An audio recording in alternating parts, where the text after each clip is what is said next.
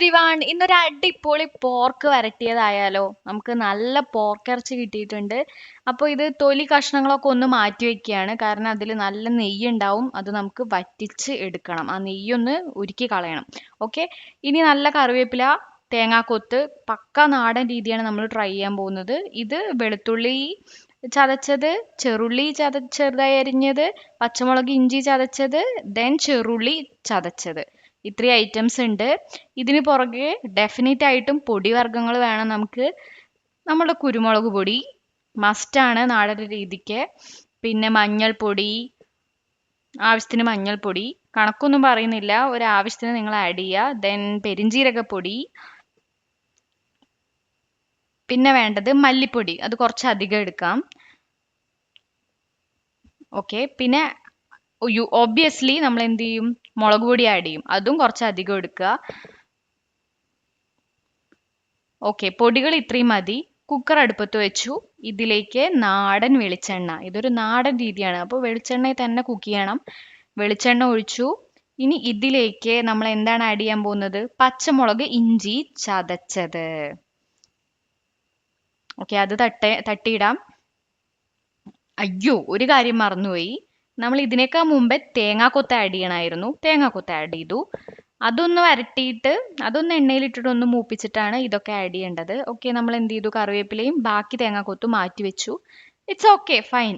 ഇത് നന്നായി ഒന്ന് ഇളക്കിയെടുക്കാം. വെളിച്ചെണ്ണയിൽ മൂത്ത് വരണം. വെളുത്തുള്ളി ചതച്ചത് ആഡ് ചെയ്തു, മറക്കരുത്. ഇനി ഒന്ന് നന്നായി ഇതൊന്ന് എണ്ണയിൽ കിടന്ന് മൂത്ത് വരണം. ഓക്കെ, ഇത് ഇളക്കുമ്പോൾ നല്ലൊരു മണം വരും, ബിക്കോസ് നമ്മൾ വെളിച്ചെണ്ണയിലാണ് കുക്ക് ചെയ്യുന്നത്. അതിന്റെ ഒരു നല്ല മലയാളികൾക്ക് ഇഷ്ടപ്പെട്ട ഒരു മണം വരും. ഓക്കെ, വാവ്. ഇനി എന്താണ് നമ്മൾ ആഡ് ചെയ്യാൻ പോകുന്നത്? ഓക്കെ, ഉള്ളി നേരത്തെ ചെറുതായി അരിഞ്ഞു വെച്ച വലിയ ഉള്ളി, ദെൻ ഇപ്പം ആഡ് ചെയ്തത് ചെറുള്ളി ചതച്ചതാണ്, കുറച്ച് അധികം എടുക്കുക. ദെൻ വെല്ലുള്ളി അരിഞ്ഞതും.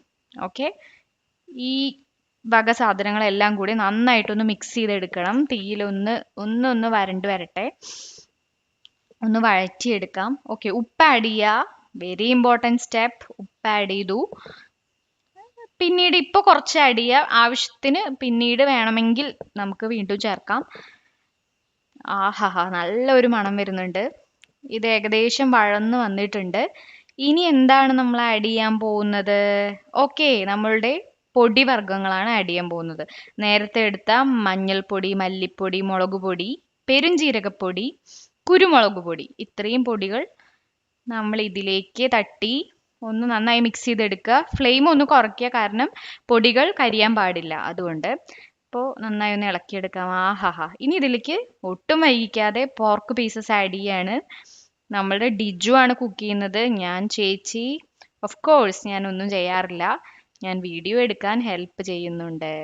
ഓക്കെ, ഇത് നേരത്തെ എടുത്തു വെച്ച തൊലി പീസസ് ആണ്. ഇതൊന്ന് നെയ്യ് വറ്റിച്ചെടുക്കണം.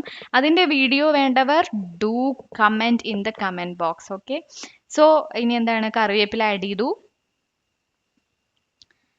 നന്നായി കുത്തി ഇളക്കി വെക്കുക. ഈ മസാലയൊക്കെ എല്ലാ പീസിന്റെയും ചുറ്റും ഒന്ന് കവർ ആവണം. സോ നമ്മൾ എന്ത് ചെയ്യുക, നല്ലപോലെ ഒന്ന് ഇളക്കിയെടുക്കുക.